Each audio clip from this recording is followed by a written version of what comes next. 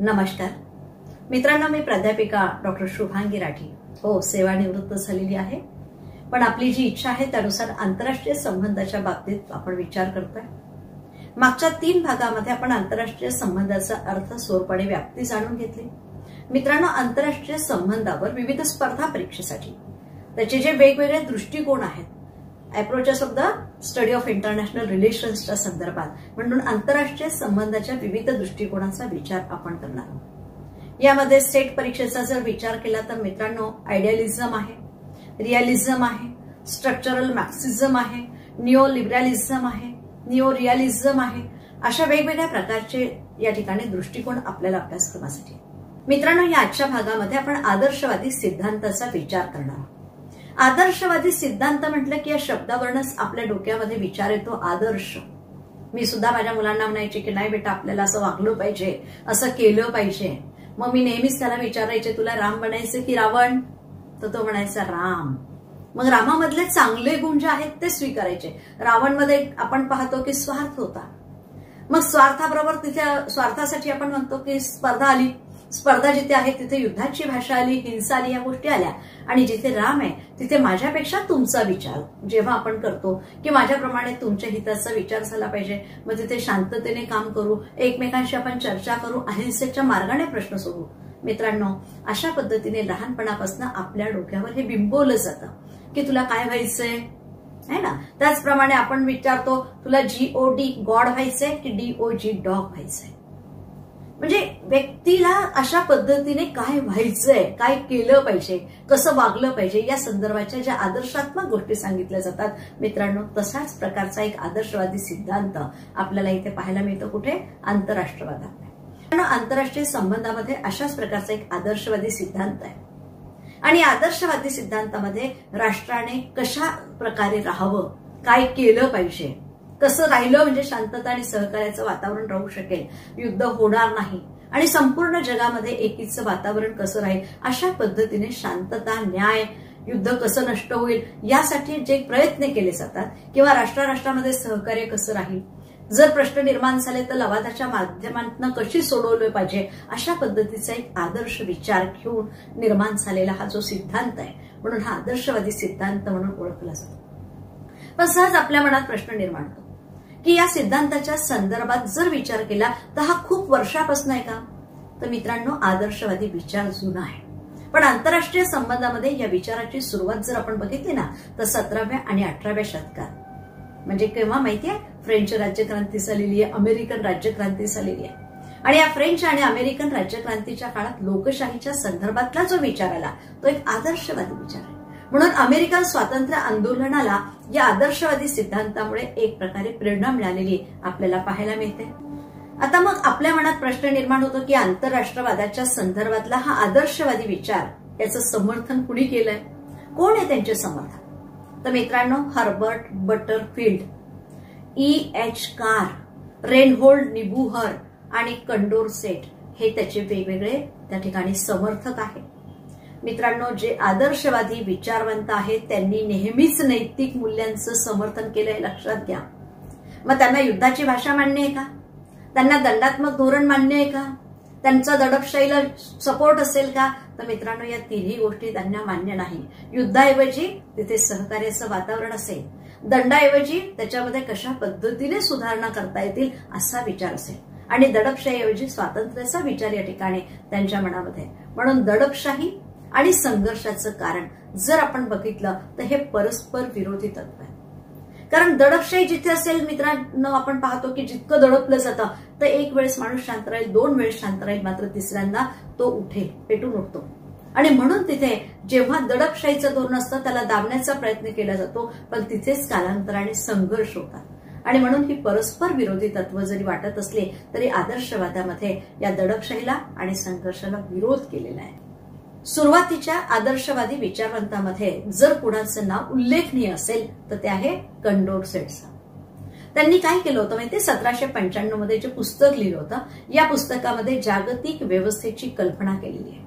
आणि या जागतिक व्यवस्था कशा प्रकारची असेल हे 1795 मध्ये लिहिलंय. आणि 1795 मध्ये जगाची कल्पना केली की त्या जगामध्ये युद्ध असणार नाही, असमानता असणार नाही. म्हणजे सगळीकडे समानता असेल, अत्याचाराला तिथे स्थान असेल का? अजिबात नाही. म्हणून हिंसा नाही, युद्ध नाही आणि समानतेवर आधारित असं एक जग असेल असा त्यांनी विश्वास त्या आपल्या पुस्तकात व्यक्त केलाय. आणि त्याचं कारण त्यांनी सांगितलंय की आता ज्ञानाचा पुनरोदय झालाय, प्रत्येक व्यक्ती आता शिक्षण घेते, मग बुद्धिमत्तेच्या, शिक्षणाच्या आणि विज्ञानाच्या प्रगतीमुळे निश्चितच एक दिवस मनुष्य प्रगती करेल आणि आयडियालिस्ट बनेल, आदर्शवादी बनेल. तिथे हिंसेला अजिबात स्थान असणार नाही, तिथे संघर्ष होणार नाही, प्रश्न सामोपचाराने मिटवले जातील, अशा प्रकारचा विचार या ठिकाणी कंट्रोल सेटने आपल्या पुस्तकात मांडलेला होता. आता आदर्शवादी सिद्धांताची जर काही वैशिष्ट्ये आपण तपासण्याचा प्रयत्न केला तर मित्रांनो, इथे मानवी स्वभावाचा विचार केलाय. त्यांच्या मते मनुष्य हा सद्गुणी आहे आणि जिथे मनुष्य हा सद्गुणी म्हटला की तो परस्परांना सहकार्य करणारा आहे, नीतिमत्ता पाळणारा असेल, त्याग त्याच्यामध्ये असेल, तो स्वतःच्या ऐवजी दुसऱ्यांच्या हिताचा विचार करणारा असेल, परोपकार त्याच्यामध्ये असेल, परमत सहिष्णुतेचा भाव असेल आणि म्हणून मनुष्य हा जर सद्गुणी आहे तर तो नेहमीच इतरांच्या हिताचा विचार करणारा असेल. मित्रांनो, आपण बऱ्याचदा पाहतो आपल्या कुटुंबामध्ये छोटी छोटी मुलं खेळतात आणि एकाच वस्तूसाठी भांडतात.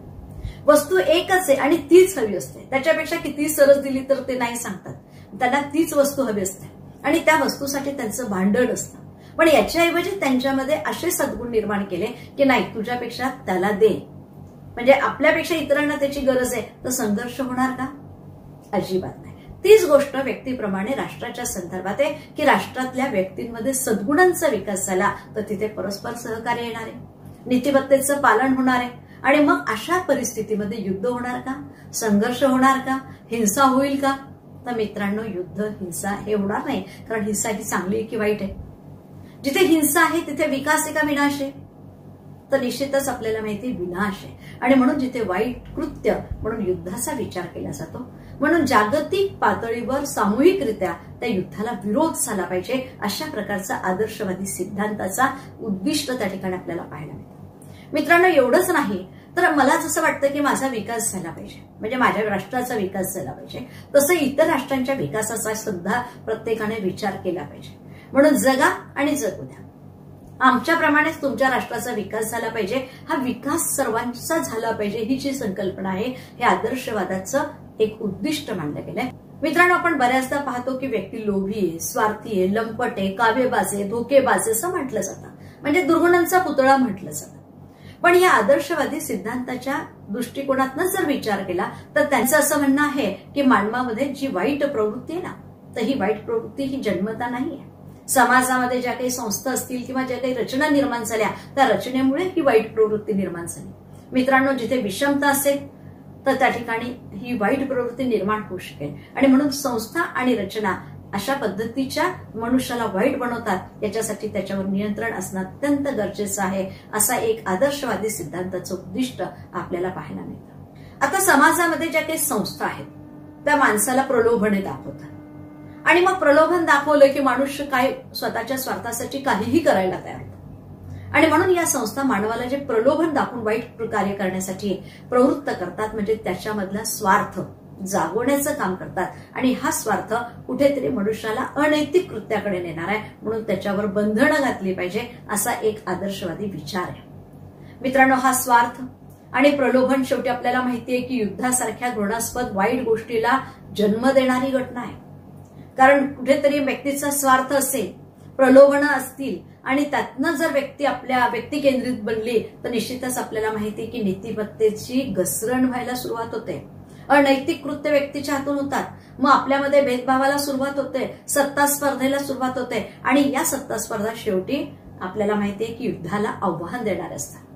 म्हणून युद्ध नको असेल तर मित्रांनो, इथे स्वार्थ आणि प्रलोभन देणाऱ्या ह्या घृणास्पद अनैतिक बाबींना त्याग केला पाहिजे, अशा प्रकारचं उद्दिष्ट या आदर्शवादी सिद्धांतात मांडलेलं आहे.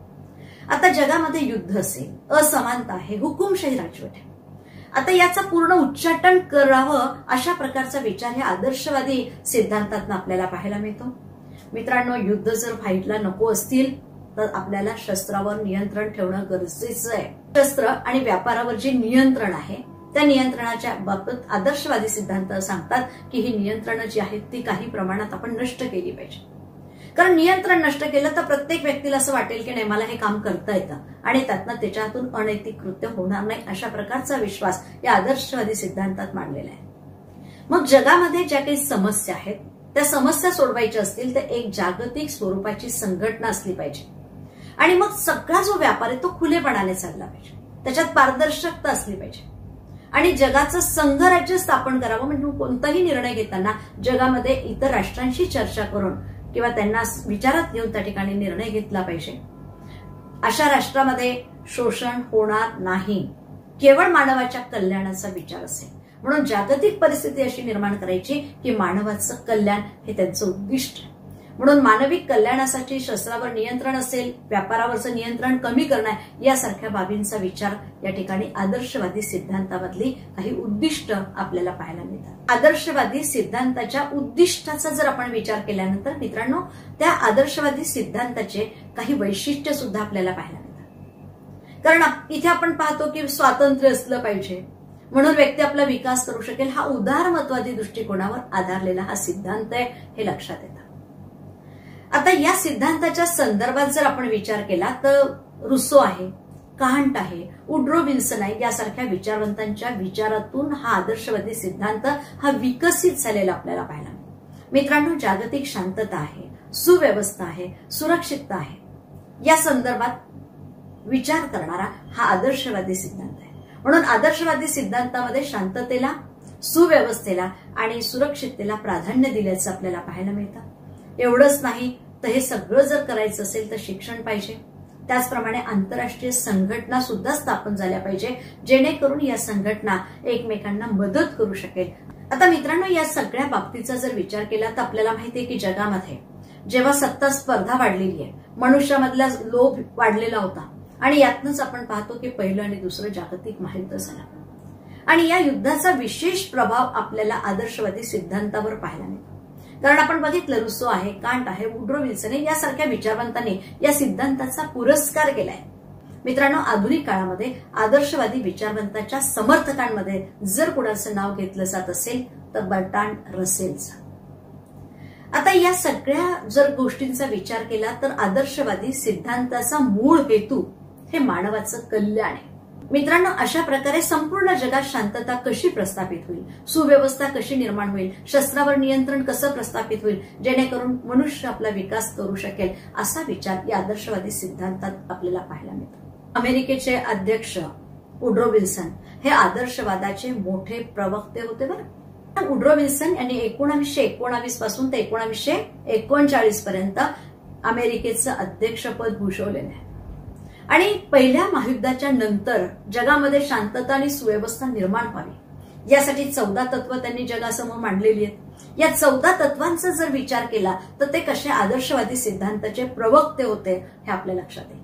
मित्रांनो सर्व लहान मोठ्या राष्ट्रांचं स्वातंत्र्य आणि प्रादेशिक अखंडत्व टिकवणं आणि त्यासाठी शांतता आणि सहकार्याच्या मार्गाचा वापर करणं म्हणून त्या ठिकाणी आपण पाहतो राष्ट्रसंघाच्या स्थापनेच्या संदर्भात विचार मांडण्यात आला. मित्रांनो या तत्वांचा जर विचार केला तर स्वातंत्र्य आहे, सार्वभौमत्वाचा विचार आहे, त्यानंतर तह आणि कराराच्या बाबतीतला विचार आहे, सागरी स्वातंत्र्याच्या बाबतीतला विचार आहे, मुक्त व्यापाराच्या सवलतीबाबतचा हा जो विचार आहे यातनं त्यांचा आदर्शवाद आपल्याला पाहिला आणि म्हणून वुड्रो विल्सनला आदर्शवादाचे प्रवक्ते म्हणून ओळखलं जातं आणि या त्यांच्या वर्सायच्या तहामध्ये आपल्याला आदर्शवादी सिद्धांत पाहायला मिळतो. आता या आदर्शवादी सिद्धांतामध्ये निश्चितच आपल्याला लक्षात आलं आहे की हिंसेला थारा अजिबात नाही, युद्ध मान्य नाही, समानता असेल, शांतता असेल, सहकार्य असेल आणि त्या ठिकाणी प्रेम आपसामधले जे काही प्रश्न असतील ते शांततेच्या मार्गाने सोडवणं याच्यावर भर आहे. म्हणजे मित्रांनो इथे नैतिकतेचं पालन करणार की अनैतिकतेचं, तर नैतिकतेचं पालन करण्यावर यांचा भर आहे. पण आपण पाहतो व्यवहार जर बघितला तर बऱ्याचदा आपण विचार करतो की भांडायचं नाही, असं करायचं नाही, मला रामासारखं व्हायचं आहे, पण कधीतरी आपल्यातला स्वार्थ जागा होतो की नाही. मग आपल्यातला जसा स्वार्थ जागा होतो तसं काही राष्ट्रातला स्वार्थ सुद्धा येऊ शकतो बाहेर आणि मग तिथे नैतिकतेचं कितीही पालन करायचा विचार केला तर काही वेळेस अनैतिक मार्गाचा अवलंब आपण पाहतो आंतरराष्ट्रीय संबंधामध्ये केला जातो आणि या अनैतिकतेचं पालन जिथे सुरू झालं तिथे आदर्शवाद टिकेल का. म्हणून आदर्शवादाच्या सिद्धांतात काही टीका जे केल्या जातात ना, हा दोष आहे की आपण कितीही नैतिकतेचे पाढे वाचले तरी काही वेळेस स्वार्थासाठी अनैतिक मार्गाचा अवलंब केला जातो. मित्रांनो, आंतरराष्ट्रीय कायदा आहे आणि आंतरराष्ट्रीय कायद्याचं पालन केलं पाहिजे हे आपलं स्वप्न आहे. पण इथे प्रत्येक राष्ट्र त्याचं पालन करेलच याची आपण शाश्वती देऊ शकू का? म्हणून ती सुद्धा त्यांच्यावर टीका केली जाते की आंतरराष्ट्रीय कायदा जो आहे अव्यवहार्य आहे. त्यानंतर व्यवहारामध्ये आपण जर बघितलं तर हा आदर्शवाद शक्य आहे का? जसं प्लेटोने आदर्श राजा असा असावा असं म्हटलं, पण वेळ आहे, काळ आहे, परिस्थिती आहे, त्या पदावर असलेली व्यक्ती आहे, याच्यानुसार आपण पाहतो की नियम किंवा विचारसरणी बदलत असते. म्हणून आदर्शवादी विचार हा व्यवहारामध्ये अशक्यप्राय वाटणारी घटना आहे. मित्रांनो, प्रत्येक राष्ट्र आपल्या राष्ट्रहिताला प्राधान्य देणार आहे आणि मग राष्ट्रहिताची जोपासना करताना साहजिकच आपलं असं जेव्हा आपण म्हणतो ना, तेव्हा इतर राष्ट्राकडे तिरस्काराने किंवा साशंकतेने आपण पाहतो. आणि जिथे साशंकता आली की मग तिथे आपली ताकद कशी वाढेल, इतरावर आपलं साम्राज्य कसं निर्माण होईल, इतर राष्ट्रामध्ये आपली दहशत कशी निर्माण होईल याचा प्रयत्न केला जातो आणि त्यातनंच आपण पाहतो की शस्त्रास्त्र निर्माण होतात. ही शस्त्रास्त्र निर्माण झाली की युद्धाचा प्रश्न येतो आणि अशा प्रकारे मित्रांनो, जिथे राष्ट्रहिताला प्राधान्य दिलं जातं म्हणून आदर्शवादी सिद्धांत इथे उपयुक्त ठरणार आहे का? अजिबात नाही. मित्रांनो, जागतिक शासनाच्या संदर्भात आपण विचार करतोय, पण सर्वंकषवाद आहे, मी, माझं राष्ट्र, माझ्या राष्ट्राचंच हित, अशा जर गोष्टी असतील तर आपण जागतिक लोकशाहीच्या बाबतीत विचार करू शकत नाही. म्हणून हा आदर्शवाद तिथे सुद्धा फेल्युअर ठरतो. त्याचप्रमाणे आंतरराष्ट्रीय कायदे जरी केले तरी त्या कायद्याच्या पालनामध्ये अनेकदा अडचणी येताना आपल्याला पाहायला मिळतात. कारण तिथे काय शिक्षा करायची, कुणाला करायची, मग या संदर्भात प्रत्येक राष्ट्र त्याचं पालन करेलच असं आपल्याला पाहायला मिळत नाही. पहिल्या महायुद्धानंतर आपण बघितलं की लीग ऑफ नेशनने, राष्ट्रसंघाने काही नियम तयार केले, पण त्या नियमांची पायमल्ली करण्यात आलेली आहे. त्याचाच परिणाम दुसरं महायुद्ध झालं आणि म्हणून आंतरराष्ट्रीय कायदा पालण्यामध्ये सुद्धा अडचणी येऊ शकतात. अशा प्रकारची टीका या आदर्शवादी विचारावर केली जाते. पण या आदर्शवादी विचाराचा जर विचार केला तर प्रत्येकाला असं वाटतं की आदर्शवादी विचार आला पाहिजे, मग हा आदर्श आला पाहिजे, तिच्यामध्ये यशस्वीता आली पाहिजे, तर मग काहीतरी उपाययोजना पण करणं गरजेचं आहे. मग त्या संदर्भात असं सांगितलं जातं की आंतरराष्ट्रीय संघटना स्थापन करा. मग आंतरराष्ट्रीय संघटना असतील तर राष्ट्राराष्ट्रामधले काही प्रश्न असतील त्या संघटनेमार्फत शांततेच्या आणि सामोपचाराच्या किंवा चर्चेच्या माध्यमातून सोडवल्या जातील. मग आंतरराष्ट्रीय जो कायदा आहे त्या कायद्याचा सुद्धा प्रभाव आपण पाहतो, त्या रूढी परंपरेचा प्रभाव हा कायद्यावर असतो आणि मग त्या कायद्याप्रमाणे जर प्रत्येकाने वागायचा विचार केला तर युद्धाचा धोका सुद्धा टळू शकतो. आणि हा युद्धाचा धोका टाळायचा असेल तर मित्रांनो, शस्त्रावर नियंत्रण प्रत्येक राष्ट्राने ठेवायला पाहिजे, नैतिकतेचा पुरस्कार केला पाहिजे. मग हा नैतिकतेचा पुरस्कार करण्यासाठी युद्ध असेल किंवा राष्ट्राराष्ट्रामध्ये चालणारी गटबाजी असेल किंवा सत्तेचा समतोलपणा आहे, तर याचाही विचार आपण केला पाहिजे. अशा प्रकारे या गोष्टी जर विचारात घेतल्या तर मित्रांनो, हा आदर्शवादी सिद्धांत उपयुक्त ठरू शकतो. म्हणून प्रत्येकाला वाटतं माझा मुलगा राम बनला पाहिजे, पण राम बनण्यासाठी काही गोष्टींचा त्याग करावा लागतो, पण या त्यागासाठी प्रत्येकाने तयार व्हायला पाहिजे. एकानेच बनण्याचा विचार केला तर त्याला फलित मिळेलच याची गॅरंटी नाही. मित्रांनो, अशा प्रकारे आदर्शवादी सिद्धांतामध्ये काय केलं पाहिजे, अशा प्रकारे भविष्याच्या संदर्भातली त्या ठिकाणी काही स्वप्न बघितली जातात किंवा काही विचार केला जातो, पण त्या विचारांना प्रत्यक्षात आणलं जाईलच किंवा प्रत्यक्षात येईलच याची शाश्वती मात्र आपण देऊ शकत नाही. मित्रांनो, हा आदर्शवादी सिद्धांत आपणास समजण्यास मदत झाली असेल तर निश्चितच कमेंट्स बॉक्सला आपल्या कमेंट्स टाका. काही तुमचे प्रश्न असतील तेही कमेंट्स बॉक्सला टाका आणि व्हिडिओ आवडला असेल तर लाईक आणि शेअर करायला विसरू नका. Okay, thank you.